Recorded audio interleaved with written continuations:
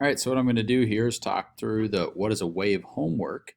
This is just an extension from the notes that were on that first chunk of, you notice this is what we took notes on yesterday. So what I want you to do is just walk through it with me. This is the key. So if you have questions, this is a great resource for you. You should try these on its own though. So the medium is what it goes through. So ripples, that would be water.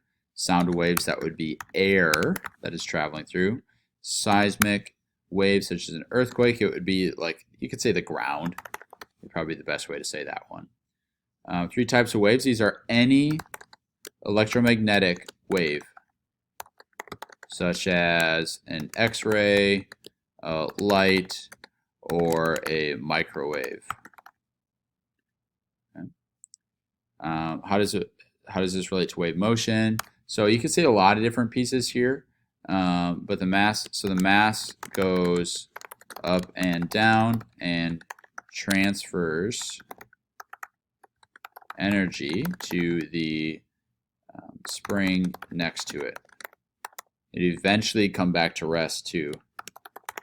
Eventually comes to rest. Okay.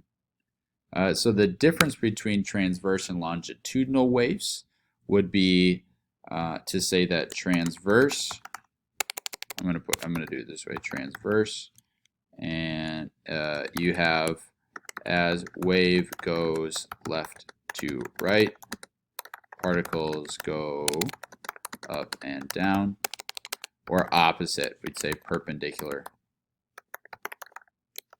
So think about like the wave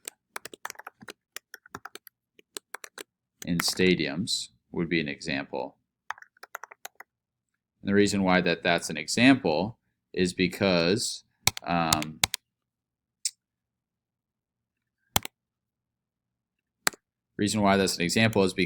the wave goes around the stadium, people go up and down.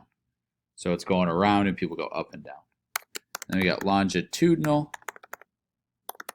and that's as, I'd say, as wave goes left to, oops, not an extra T there, left to right, particles go left to right, or same direction, parallel.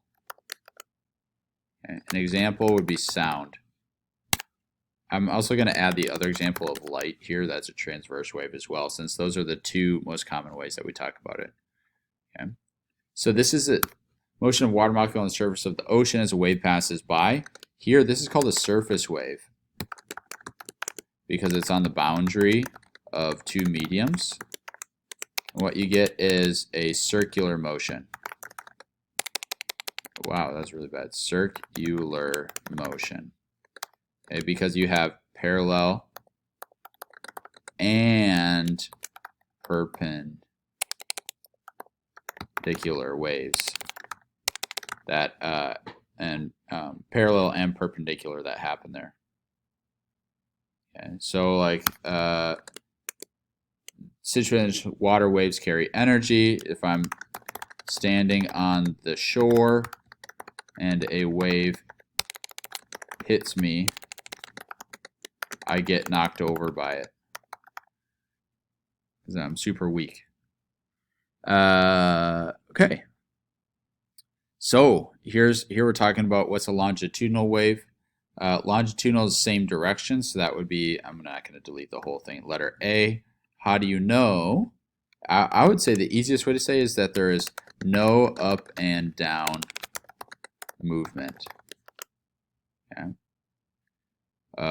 So longitudinal, this wave right here, what's a wavelength? I'd say compression to compression. And we'll talk about this more in our next lesson. Compression to compression. Transverse wave then is the opposite. It's letter B. How do you know? You get up and down. Wow, new text. Up and down movement as it goes through. Okay.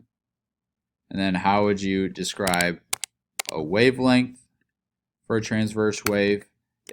Crest to crest is what it shows here, or trough to trough. And you could choose you could choose any point. I could choose right here, and then go down, up, and back to that same point. There we go. Okay, same idea here. All right. Well, that's the homework here. Let me know if you guys have questions, and look forward to learning more about waves with you guys moving into the future.